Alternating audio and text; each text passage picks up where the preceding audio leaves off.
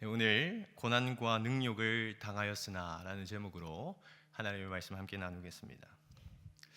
바울은 참 고난을 많이 받은 사람입니다. 그런데 바울의 고난을 조금 살펴보면 바울이 당한 그 고난은 일반적이지는 않습니다. 바울이 당한 고난이 일반적이지 않은 세 가지 특징이 있는데요. 첫 번째는 그 고난의 양이나 질이 남달랐다는 것입니다. 고린도후서 11장 23절 하반절부터 27절까지는 우리가 잘 알듯이 바울이 당한 고난이 나열되어 있는데 너무 많아서 제가 중약하여서 제가 한번 읽어보겠습니다. 수고를 넘치도록 하고 옥에 갇히기도 더 많이 하고 매도 수없이 맞고 여러 번 죽을 뻔하였으니 유대인들에게 40에서 하나 감한 매를 5번 맞았으며 3번 태장으로 맞고 1번 돌로 맞고 3번 파선하고 또 수고하며 애쓰고 여러 번 자지 못하고 줄이며 목마르고 여러 번 굶고 춥고 헐벗었노라. 아멘. 여러분, 바울이 당한 고난의 양과 질은 분명 일반적이지 않습니다. 바울은 특별히 다른 누구보다 더 많은 그리고 심각한 고난을 많이 받았지요. 그것이 첫 번째 특징이고, 두 번째 바울이 당한 고난은 어쩔 수 없이 당한 고난이라기보단 선택한 고난이라는 점에서 조금 독특한 점이 있습니다. 바울은 본래 태어날 때부터 고난이 예정되어 있는 사람은 아니었습니다. 바울은 빌립보서 3장 5절에서 6절 말씀에 자신이 예수님을 만나기 전에 어떠한 사람이었는지를 말하고 있는데요. 우리 같이 한번 읽어보겠습니다. 같이 읽겠습니다. 나는 8일 만에 할례를 받고 이스라엘 족속이요 베냐민 지파요 히브리인 중에 히브리인이요 율법으로는 바리새인이요 열심으로는 교회를 박해하고 율법의 의로는 흠이 없는 자라. 아멘. 여러분, 바울은 장래가 촉망되는 인재 중에 인재였습니다. 쉽게 말하면 바울은 그냥 가만히만 있더라도 소위 안락한 성공의 자리에 이를 수 있는 사람, 그것이 보장되어 있는 사람이었다는 것이죠. 그러나 이 바울이 예수님을 만난 이후에 자신의 모든 안락함과 화려함을 버려버립니다. 그리고 복음을 선택하지요. 그때부터 바울에게는 엄청난 고난이 있었다 하는 것을 보았을 때 바울은 어쩔 수 없이 고난을 당한 것이라기보다는 스스로 선택한 고난을 받았다 하는 점에서 특이한 점이 있는 것입니다. 마지막으로 바울의 고난의 특징은 바울은 고난 중에도 열매를 맺었다라는 사실입니다. 오늘 본문 1절에서 2절 말씀 우리 같이 다시 한번 읽어보겠습니다. 같이 읽겠습니다. 형제들아, 우리가 너희 가운데 들어간 것이 헛되지 않은 줄을 너희가 친히 아나니 너희가 아는 바와 같이 우리가 먼저 빌립보에서 고난과 능력을 당하였으나 우리 하나님을 힘입어 많은 싸움 중에 하나님의 복음을 너희에게 전하였노라. 아멘. 바울은 고난 중에서도 열매를 맺었습니다. 아까 읽은 1절 말씀에 보면 헛되지 않다라고 말하고 있는데요. 이것을 본래 원어적 의미를 조금 살려서 다르게 표현하자면 열매가 없지 않았다라는 표현으로 바꿔 말할 수 있습니다. 다시 말하면 바울은 고난과 능력 가운데 복음을 전하는 사역들을 감당해 왔지만 그 열악한 상황 속에서도 열매를 항상 맺는 사람이었다는 것이죠. 사실 고난을 당할 때에 그 고난을 버티고 견디는 것만으로도 참 우리에게는 벅차게 느껴지지 않습니까? 그래서 고난을 받는 그 속에서 열매를 맺는다, 다시 말해 더 좋은 결과를 기대하고 맺어 간다는 것은 사실 생각하기도 어려운 부분입니다. 그러나 바울은 우리와 비교했을 때 엄청나게 많은 고난을 그렇게 당하면서도 그가 하는 사역마다 좋은 열매와 결과들을 맺었다는 것이죠. 그럼 바울은 어떻게 고난 속에서 열매 맺을 수 있었습니까? 그 답이 2절에 나와 있습니다. 2절 말씀만 우리 같이 한번 읽어보겠습니다.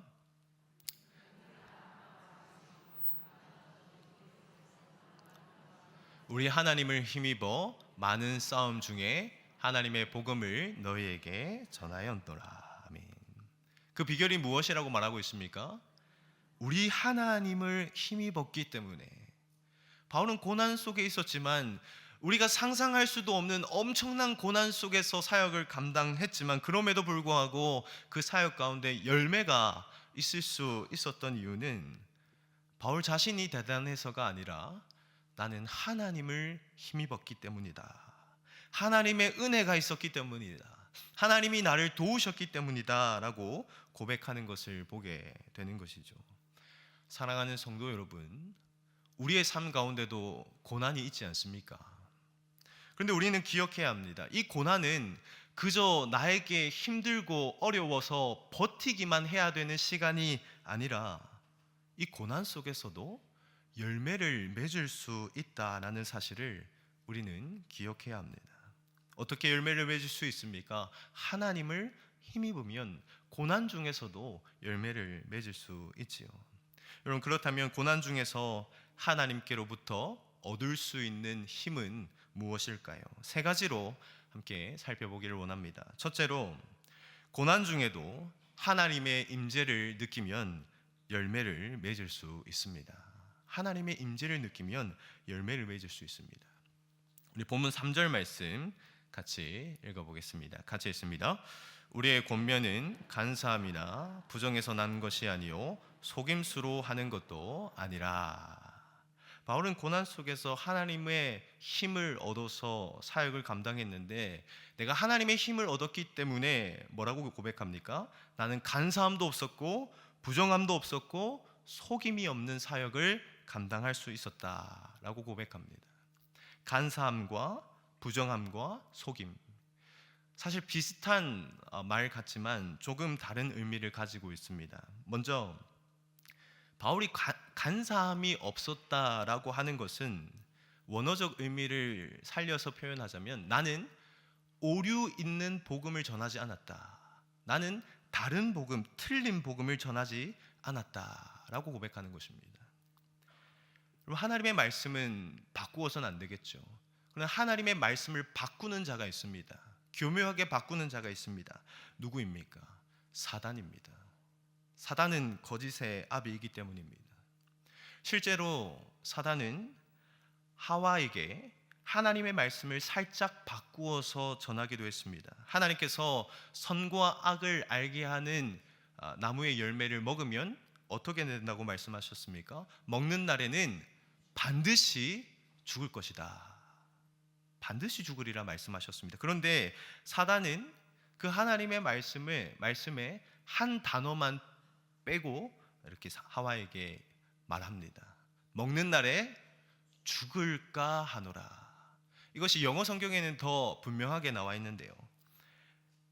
Surely, 넌 반드시 죽을 것이다. Surely를 빼고 사단은 이야기합니다.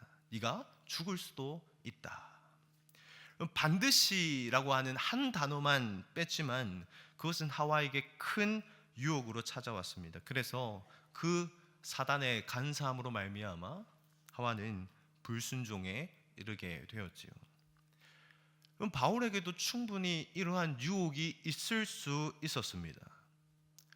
하나님의 말씀을 전할 때 완전히 다른 말씀을 전하는 것이 아니라 청중들이 듣기 좋게 호의를 얻을 수 있도록 한 단어 정도만 좀 부드럽게 표현하고자 하는 유혹이 있을 수 있지 않습니까? 부담스러운 그 단어 한 가지만 빼어도 사람들이 받아들이기에 훨씬 쉽다고 한다면 그렇게 전할 만한 유혹이 있을 수도 있는 것이죠. 그러나 바울은 고난 속에서도 자신이 전하는 그 복음 가운데에 고난과 핍박을 받는다 할지라도 그 하나님의 말씀을 간사하게 전하지 않았습니다. 하나님의 말씀을 정직하고 온전하게 그대로 복음을 전했다는 것이지요. 또한 바울은 자신의 권면에 부정함이 없었다라고 말하고 있습니다. 이것은 도덕적인 부분을 의미하는 것입니다. 바울은 복음을 전하면서 자신의 삶 가운데에 도덕적인 흠이 없었다, 부정함이 없었다라고 고백합니다. 여러분, 사실 메시지 자체도 중요하지만 그 메시지를 전하는 사람이 어떠한 사람이냐도 굉장히 중요한 부분이지요.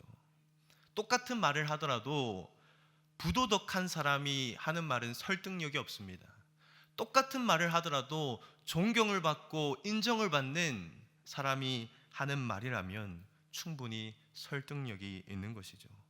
그런 부분에 있어서도 바울은 전혀 흠이 없이 부정함 없이 복음을 전했습니다. 또한 바울은 자신의 사역에 속임수가 없었다라고 말하고 있습니다.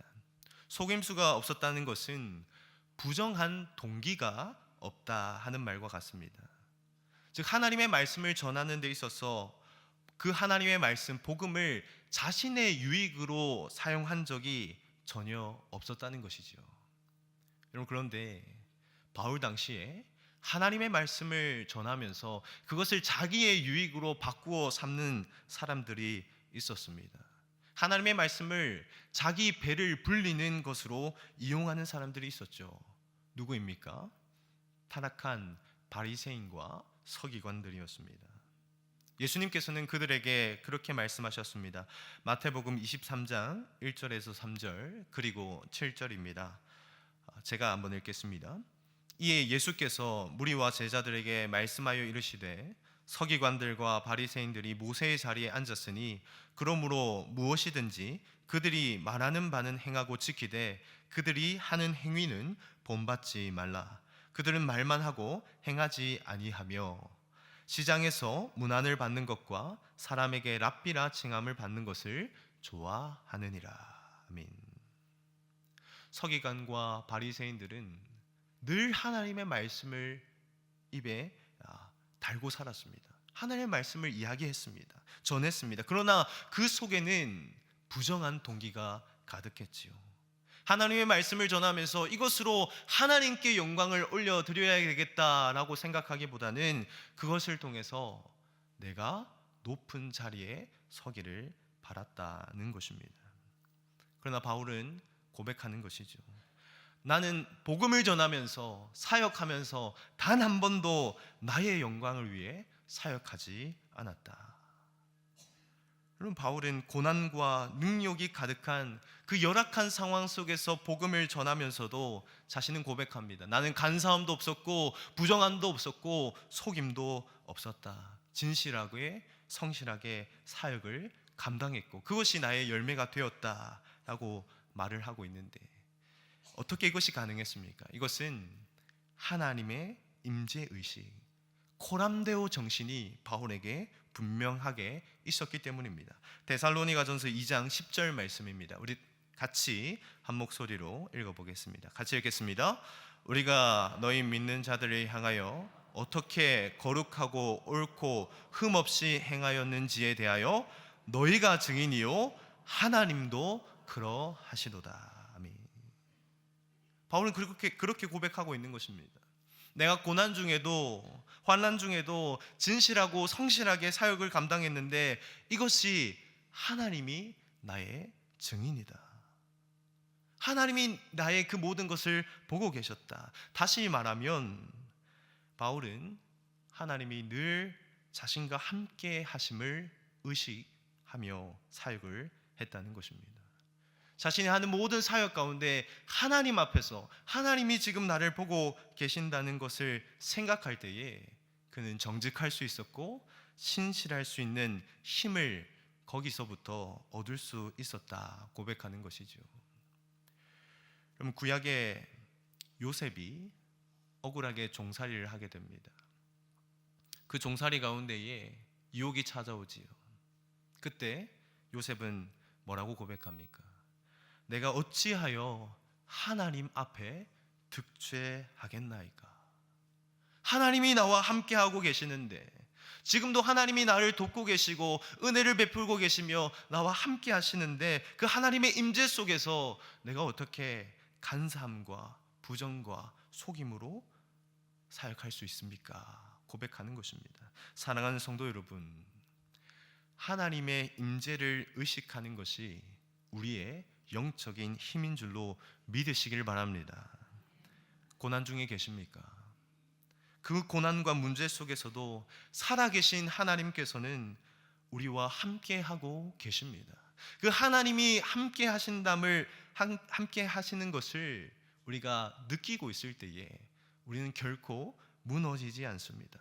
오히려 무너지지 않을 뿐만 아니라 하나님이 나와 함께 하시기 때문에 우리는 고난과 역경 속에서도 정직할 수 있고 신실할 수 있는 힘을 얻게 될 것입니다. 또한 그것이 아름다운 열매로 맺어지는 것이지요. 둘째로, 고난 중에서도 사람을 두려워하지 않으면 열매를 맺을 수 있습니다. 우리 본문 4절 말씀 같이 한 목소리로 읽어보겠습니다. 같이 읽습니다. 오직 하나님께 옳게 여기심을 입어 복음을 위탁받았으니 우리가 이와 같이 말함은 사람을 기쁘게 하려 함이 아니요 오직 우리 마음을 감찰하시는 하나님을 기쁘시게 하려 함이라. 아멘.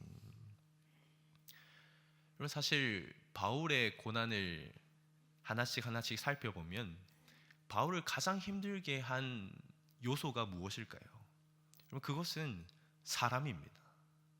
바울을 힘들게 한 것은 사람이었습니다. 사람의 비난과 사람의 눈총과 사람의 폭언과 폭력과 그 멸시들이 바울을 힘들게 한 것 아니겠습니까?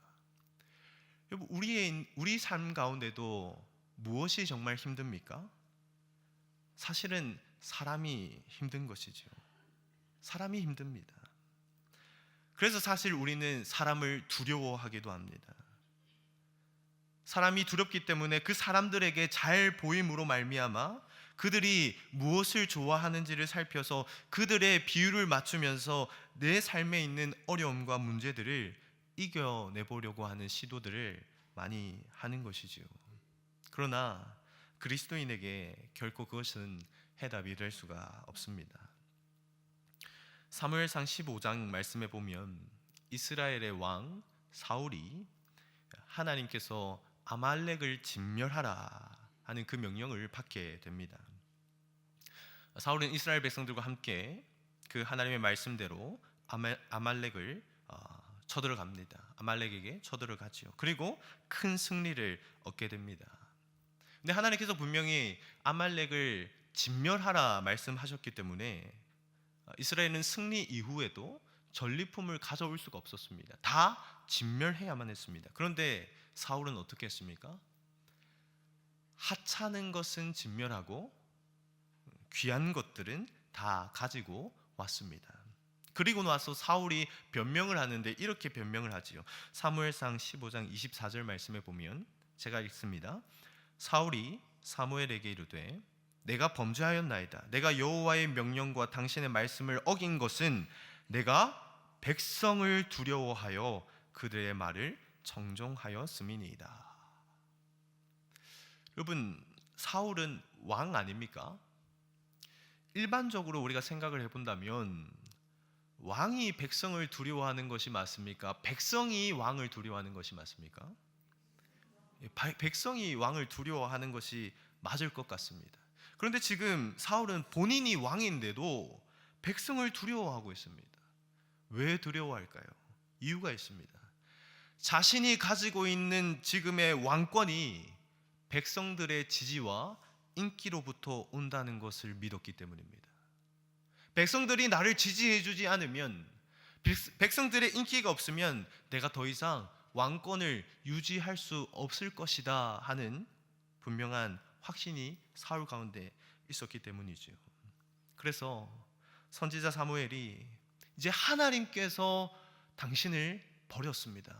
하나님께서 이제 당신을 왕이 되지 못하게 할 것입니다 라는 엄중한 경고를 하는 그 가운데도 사울은 하나님의 말씀에 안중이 없고 백성들 앞에서 그래도 나를 높여주십시오 라고 말하는 것을 보게 됩니다. 사무엘상 15장 30절 말씀 우리 같이 한번 읽어보겠습니다. 같이 읽겠습니다. 사울이 이르되 내가 범죄하였을지라도 이제 정하옵나니 내 백성의 장로들 앞과 이스라엘 앞에서 나를 높이사 나와 함께 돌아가서 내가 당신의 하나님 여호와께 경배하게 하소서 하더라. 아멘. 사울은 하나님보다도 사람들을 더 두려워하는 모습을 보여주고 있습니다. 왜 그렇습니까? 사람이 나를 살리기도 하고 낮추기도 하고 사람이 나를 행복하게도 하고 불행을 주기도 한다라고 사울은 여겼기 때문입니다. 그러나 하나님이 나를 살리고 하나님이 나를 높이고 하나님이 나의 흥망성쇠를 주관하신다는 것을 아는 사람은 사람을 두려워하지 않죠. 사무엘상 2장 6절에서 7절 말씀입니다. 여호와는 죽이기도 하시고 살리기도 하시며 수월에 내리게도 하시고 거기서 올리기도 하시도다. 여호와는 가난하게도 하시고 부하게도 하시며 낮추기도 하시고 높이기도 하시는도다. 아멘. 사랑하는 성도 여러분, 사람이 아니라 하나님이 우리의 생명의 주권을 가지고 계심을 믿으시길 바랍니다. 내 주변의 사람들이 나를 흥하게도 하고 쇠하게도 하는 것이 아니라 오직 하나님만이, 왕이요 주인이신 하나님만이 나의 흥망성쇠를 주관하심을 믿으시기를 바랍니다. 그것을 우리가 굳게 믿을 때에 사람은 더 이상 두렵지 않습니다. 하나님이 나의 모든 것을 가지고 계신다면, 하나님이 나의 생명도 가지고 계시고 나의 높음과 낮음도 가지고 계시고 나의 행복과 불행도 하나님 손에 달려 있다는 것을 우리가 확신할 때에 사람이 두렵지 않지요. 그러면 사람이 두렵지 않으면 우리는 하나님께서 기뻐하시는 선택들을 할 수 있는 것입니다. 그리고 그것으로 말미암아 사도 바울은 복음의 열매를 맺었습니다.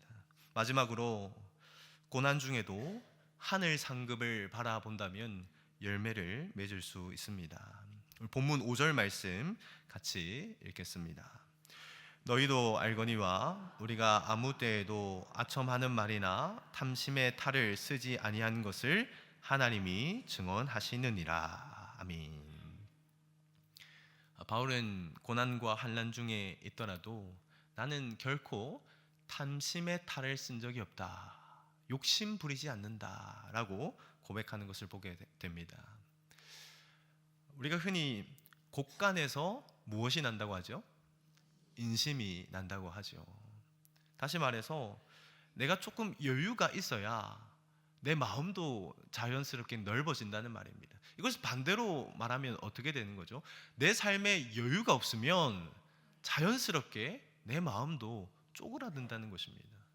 내가 고난과 역경 속에 있으면 나누고 베풀기는 너무 어려워진다는 것 아니겠습니까? 그런데 사도 바울은 지금 고난과 능욕을 당하고 어려움 가운데 있지만 그는 욕심을 부리기는커녕 자신의 것을 나누어 주고 베푸는 것에 더욱 열심을 냈다는 것이지요.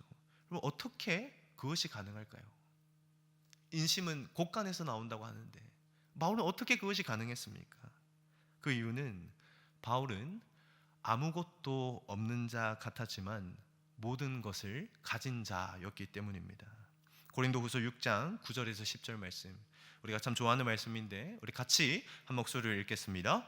무명한 자 같으나 유명한 자요, 죽은 자 같으나 보라 우리가 살아있고, 징계를 받는 자 같으나 죽임을 당하지 아니하고, 근심하는 자 같으나 항상 기뻐하고, 가난한 자 같으나 많은 사람을 부유하게 하고, 아무것도 없는 자 같으나 모든 것을 가진 자로다. 아멘. 사랑하는 성도 여러분, 바울은 우리가 아무것도 없지만 마치 있는 것처럼 생각하며 살아가자, 자기 최면을 말하는 것이 아닙니다. 우리가 아무것도 실제로 없지만 있는 거라고 생각하며 살자, 이런 것을 말하는 것이 아닙니다. 바울은 실제로 현실 속에서 무명했습니다. 지금 당장 징계를 받고 있었고 오늘 근심하고 있었고 오늘 배고픈 삶을 살고 있었습니다. 그러나 바울은 그 현실과 현재를 넘어서는 영적인 상급을 볼 수 있는 사람이었습니다. 그래서 지금 누군가 나를 때릴 때에, 매를 맞을 때에 바울은 볼 수 있었습니다. 하늘의 상급이 하나씩 하나씩 쌓여가는 것을 보았습니다.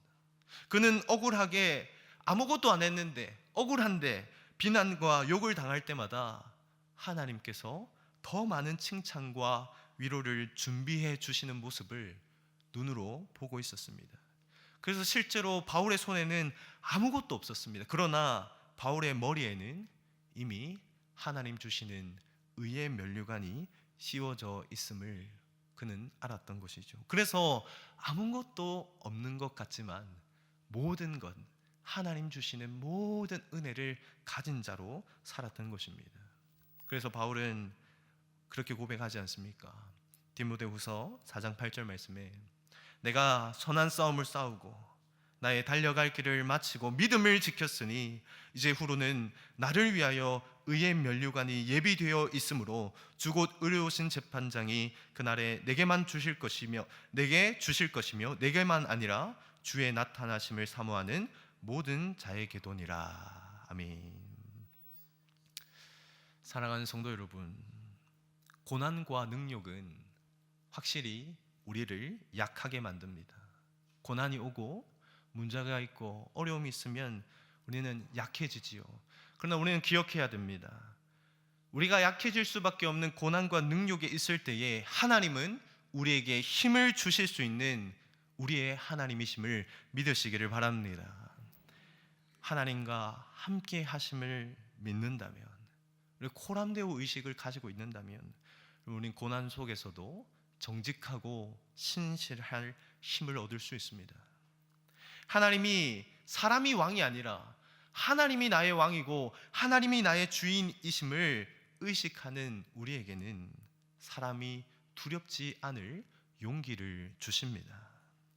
또한 고난과 능욕이 가득한 것 같아도 하나님 나라를 바라보며 살아가는 사람들에게 하나님은 마지막 의의 면류관을 보게 하시어 고난 속에서도 그 마음을 만족해 하십니다.